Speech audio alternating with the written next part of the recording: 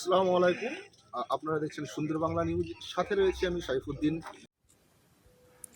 বিশ্ব ইজতেমা 2026 সালে অনুষ্ঠিত হলো হুগলি জেলার দাঁতপুর থানার পুইনান গ্রামে। লক্ষ লক্ষ মানুষের মাঝে শুধু লক্ষ লক্ষ নয়, বলা যেতে পারে কোটিরও ওপরে মানুষ, অথচ নেই কোনো কোলাহল, নেই কোনো ঝঞ্ঝাট, ছিল শুধু শান্তি।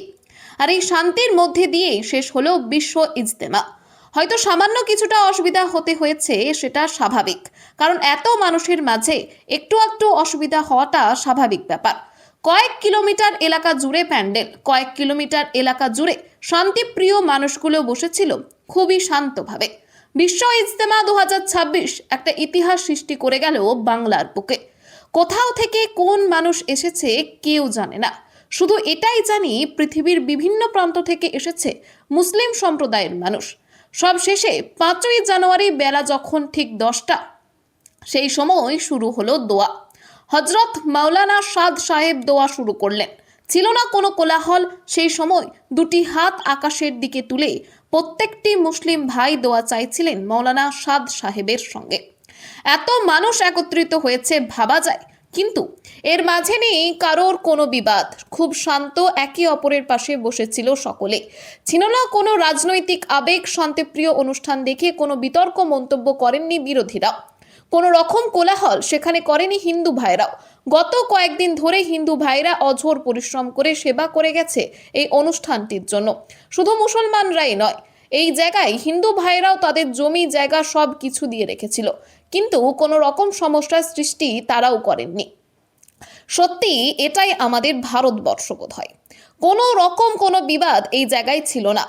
আমরা চোখের দেখা বেশ কিছু হিন্দু ভাই জলের বোতল সহ বিস্কুট ও অন্যান্য খাবার নিয়ে বিভিন্ন জায়গায় দাঁড়িয়েছিল তাদের একে অপরকে দেওয়ার জন্য। আমার দেখা বেশ কিছু হিন্দু ভাই ভলেন্টিয়ার হিসেবে একে অপরকে সহযোগিতা করছিল। প্রশাসনের ভূমিকাও ছিল এই জায়গায় অনস্বীকার্য। কয়েক কিলোমিটার দূর দূর পর্যন্ত শুধু গাড়ি পার্কিং এর ব্যবস্থা ছিল। সত্যি অসম্ভবকে সম্ভব করে দেখালো ভারতবর্ষের মুসলিম সম্প্রদায়ের মানুষ। সঙ্গে হিন্দু ভাইদের অবদান কখনো ভোলার নয়। যেভাবে তারা কঠোর পরিশ্রম করেছেন, নিজেদের জমি জায়গা ব্যবহার করতে দিয়েছে, সেটাও মুসলিম সম্প্রদায় কখনো ভুলবেন না। রাত্রির আকাশ যখন কুয়াশায় ভরা, আমার দেখা কোটিপতি বা আরবপতি লোকেরাও ত্রিপল ঢেকে শুয়েছিল এই ইজতেমার ময়দানে। ছিল না কারো মধ্যে কোনো অহংকার, ছিল শুধু একে অপরের প্রতি ভালোবাসা। চারিদিক যখন ট্রেন লাইন, বাস লাইন শুধুমাত্র জ্যামে পড়েছিল, তখনই কারোর মধ্যে কোনো সমস্যা হয়নি। আস্তে আস্তে ধীরে সুস্থে তারা প্রত্যেকেই নিজেদের গন্তব্যস্থলে পৌঁছে গেছেন। আশ্চর্য করা ঘটনা, লক্ষ লক্ষ মানুষ, অথচ নেই কোনো রকমের সমস্যা।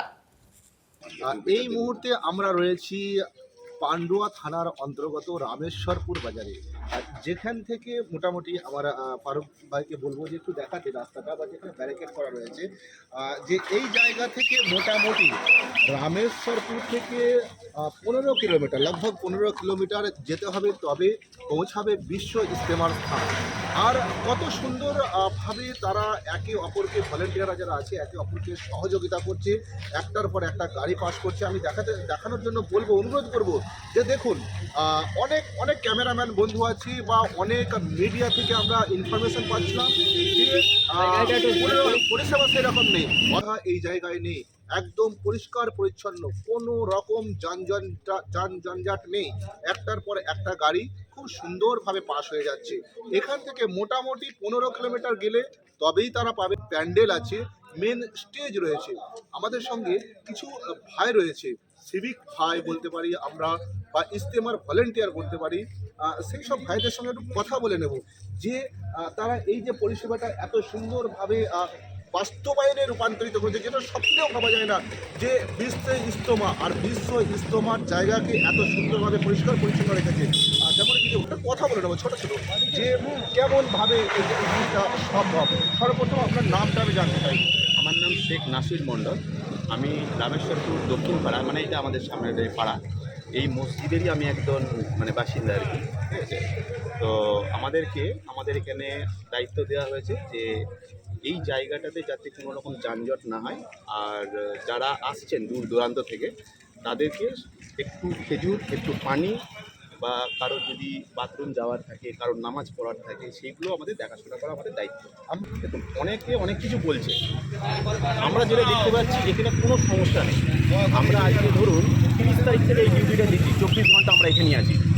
আমাদের আরও ছেলেরা আছে, আমরা শিফটিং ডিউটি করে নিয়েছি, 24 ঘন্টা আমরা এর মধ্যেই আছি।